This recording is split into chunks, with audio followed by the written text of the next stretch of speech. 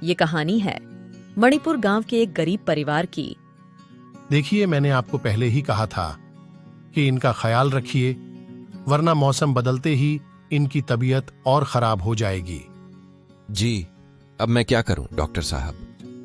तुम बस इनका ख्याल रखो।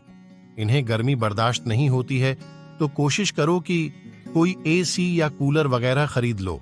डॉक्टर इतना कहकर चला गया और वहां खड़ा पवन रोने लगा। पवन बहुत ही गरीब था। वो मजदूरी करता था और बड़ी मुश्किल से अपना घर चलाता था। पवन के घर में उसकी माँ के अलावा उसकी पत्नी मीता रहती थी। पवन की माँ को गर्मी बिल्कुल बर्दाश्त नहीं हो पाती थी।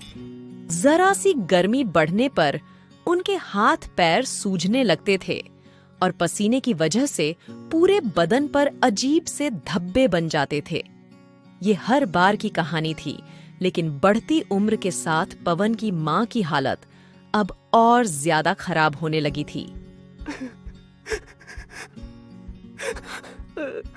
बस कीजिए, आप इस तरह रोइए मत। रो नहीं तो और क्या करूं मीता? क्या बताऊं डॉक्टर साहब को कि अपनी मां के लिए एसी तो छोड़ो, एक कूलर तक खरीदने की औकात नहीं है मेरी। इसमें आपकी कोई गलती नहीं है। माँ जी के इलाज के लिए जो कर्ज लिया है उसकी किश्त भी तो आप ही भर रहे हो ना, तभी ये दिक्कत है, वरना तो। हर महीने वो किश्तें चुकाने के बाद खाने पीने के खर्च लायक भी पैसे नहीं बचते। और देखो ना, इतना कर्ज लेकर इलाज करवाने का भी कोई फायदा नहीं हुआ। आखिर में मां की हालत तो पहले से भी खराब होती जा रही है। पवन मजबूर था, इसलिए वो अपने आंसू नहीं रोक पा रहा था। उधर उसकी पत्नी मीता भी ये सब देखकर दुखी थी। पवन तो सुबह होते ही अपने काम पर चला जाता था, पर अपनी सास को गर्मी से बचाने के लिए मीता सारा दिन उनके पास बैठकर उन्हें गर्मी से बचाने के लिए हाथ पंखा घुमाती रहती थी, ताकि उन्हें पसीना ना आए और उन्हें गर्मी ना लगे। मीता का ऐसा प्यार देखकर उसकी सास शामी की आंखों में आंसू आ जाते।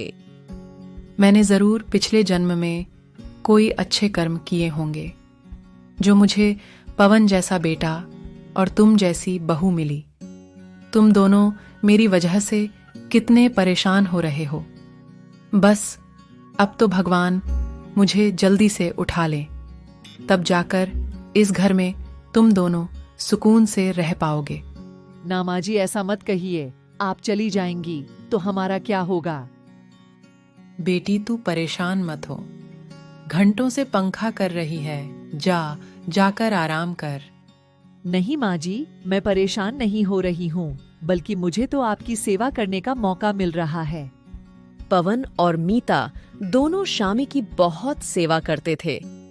शामी को पंखा करते हुए मीता सोचने लगी कि ऐसा क्या किया जाए जिससे उसकी सास के लिए एक एसी का इंतजाम हो जाए। और फिर उसी शाम। सुनिए, आपसे एक बात कहनी थी। हाँ, बोलो ना। आप जितने पैसे कमाते हैं उससे तो हम माँ जी के लिए कभी ऐसी नहीं ले पाएंगे। हाँ, तो मैं सोच रही थी कि इस बार की सर्दियों में मैं भी कुछ काम शुरू कर दूं क्या? आपके पैसों से हम घर के खर्चे चलाएंगे और जो पैसे मुझे मिलेंगे उन्हें हम जमा करेंगे, और भगवान ने चाहा तो दोनों मिलकर अगली गर्मियों से पहले माँ जी के लिए एसी ले ही लेंगे। तुम्हारी सोच तो अच्छी है, पर माँ की सेवा, घर का काम और फिर बाहर का काम भी तुम कैसे ये सब संभाल पाओगी? उसकी चिंता आप मत कीजिए। आप भी तो दिन रात काम करते हो ना, तो थोड़ी सी मेहनत तो मुझे भी करनी चाहिए। ठीक है, जैसा तुम ठीक समझो। इसी तरह गर्मियां बीत गईं और फिर बारिश आई तो शामी, पवन और मीता ने राहत की सांस ली। जैसे जैसे गर्मी कम हुई, शामी की तबीयत भी कुछ बेहतर होने लगी और साथ ही मीता ने भी काम ढूंढना शुरू कर दिया। एक दिन मीता एक बंगले पर पहुंची। कोई है? जी हाँ, बताइए। भैया, मैं काम ढूंढ रही हूँ। कैसा काम? अब कैसा भी, झाड़ू, बर्तन वगैरह। ओह, है ना, एक्चुअली मुझे भी एक मेड की तलाश है। तो आपने पहले कहीं काम किया है ना? नहीं, पहले तो कहीं काम नहीं किया। अच्छा अच्छा, चलिए कोई बात नहीं, आप अंदर आ जाओ। मीता घर के अंदर आई तो उसने देखा कि वो एक बड़ा सा हॉल था और वहाँ काफी सामान था, लेकिन सब कुछ पैक रखा हुआ था। आप यहाँ से जा रहे हैं क्या? नहीं नहीं, मैं तो कल ही यहाँ शिफ्ट हुआ हूँ, तो अभी तो सामान खोलकर लगा ही रहा हूँ। अच्छा, तो घर के बाकी लोग कहाँ हैं? मैं अकेला ही हूँ दीदी, मेरी जॉब लगी है, यहाँ परिवार साथ नहीं रहता। दीपक ने मीता को दीदी कहा तो उसे बहुत अच्छा लगा। दीपक अकेला है, ये सुनकर मीता पहले तो थोड़ा झिझकी, लेकिन फिर उसके दीदी कहते ही उसे अच्छा लगा। दीपक ने मीता को काम पर रख लिया। अब मीता रोज सुबह सुबह दीपक के घर आती। उस वक्त तक दीपक सो रहा होता था। मीता सबसे पहले उसे उठाती, फिर उसके लिए चाय नाश्ता बनाती और फिर पूरे घर की साफ सफाई करती। और इस काम के बदले दीपक मीता को अच्छे पैसे भी देने लगा। फिर एक दिन, दीदी आप एक काम करो, कल मत आना। क्या हुआ भैया? अरे आपको काम करते करते हफ्ता हो गया, तो एक छुट्टी तो बनती है ना हफ्ते में, वरना आपकी सास आपसे नाराज हो जाएंगी। नहीं होंगी भैया, मेरी सास बहुत अच्छी हैं, कभी मुझ पर नाराज नहीं होती। अब वैसे ठीक हैं, मैं कल नहीं आऊंगी। शामी के आराम के लिए पवन और मीता दिन रात मेहनत कर रहे थे। उधर मीता और दीपक मेन अच्छी बनने लगी थीं। वो दीपक का पूरा ख्याल रखती थी, बिल्कुल एक बड़ी बहन की तरफ। दीपक भी उससे खूब बातें करता था और उसे बड़ी बहन की तरह ही सम्मान देता था।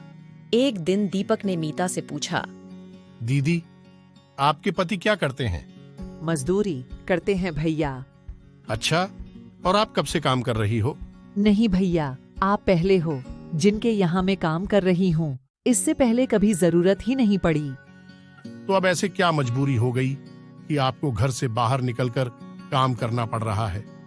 ये बात सुनकर मीता की आंखों में आंसू आ गए और उसने रोते हुए दीपक को सारी बात बता दी। मीता और पवन का अपनी माँ के प्रति प्यार और सेवा भाव देखकर दीपक भी भावुक हो गया। ऐसे ही कई दिन बीत गए।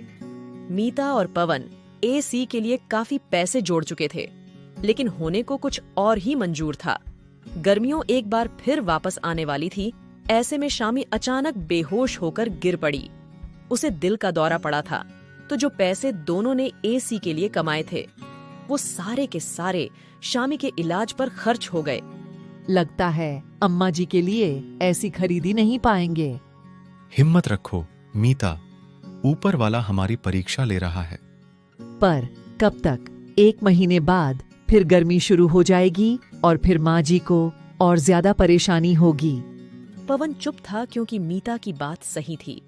फिर अगले दिन मीता दीपक के यहाँ काम करने गई तो उसने दीपक से कुछ नहीं कहा, बस चुपचाप अपना काम करती रही।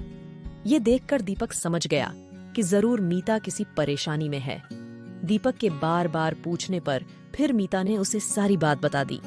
दीपक को भी मीता की बात सुनकर बड़ा अफसोस हुआ और फिर अगले ही दिन, दीदी वो आपसे एक बात कहनी थी। हाँ भाई, आप बताइए ना। दीदी वो मेरी कंपनी ने मेरा प्रमोशन कर दिया है और उसके लिए मुझे दुबई भेज रहे हैं, तो मुझे अब यहाँ से जाना होगा। ये तो बहुत अच्छी बात है भैया, भगवान करे आप और तरक्की करो। मीता दीपक की तरक्की से खुश तो थी, लेकिन एक सच ये भी था कि दीपक के चले जाने से अब उसकी नौकरी भी जाने वाली थी। ये सोचकर मीता और ज्यादा उदास हो गई, लेकिन फिर भी उसने दीपक से कुछ नहीं कहा। फिर कुछ ही दिनों के बाद, अच्छा दीदी मैं चलता हूँ, आप एक काम करो, ये कुछ पैसे रख लो।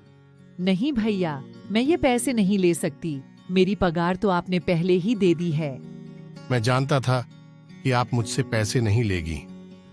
चलिए कोई बात नहीं, मैं चलता हूँ, अपना ख्याल रखना दीदी। इतना कहकर दीपक टैक्सी में बैठकर वहां से चला गया और मीता भी अपने उतरे हुए चेहरे के साथ अपने घर की तरफ चल जाती है। गर्मियों शुरू हो चुकी थी। फिर एक दिन मीता अपनी सास को पंखा कर रही होती है, तभी किसी ने उनके घर का दरवाजा खटखटाया। जी बताइए। मैडम, आपका कुरियर आया है और ये एक चिट्ठी भी है। नहीं भाई, आपको कोई गलतफहमी हुई है। ये इतना बड़ा डिब्बा हमारा नहीं हो सकता और हमें कोई कुछ क्यों भेजेगा? नहीं मैडम, ये आपका ही है। देखिए, आपका घर का ही पता लिखा है यहाँ पर। कुरियर वाले की बात सच थी। मीता को कुछ समझ नहीं आ रहा था, लेकिन फिर जब उसने उस बड़े से डिब्बे को खोलकर देखा तो उसे अपनी आंखों पर विश्वास ही नहीं हुआ। उसके अंदर बिल्कुल नया एसी था, जिसे दीपक ने उसके लिए खरीदा था। एसी के साथ मिली चिट्ठी को पढ़ते हुए मीता की आंखों से लगातार आंसू बहते जा रहे थे और मन ही मन वो दीपक को दुआएं दिए जा रही थी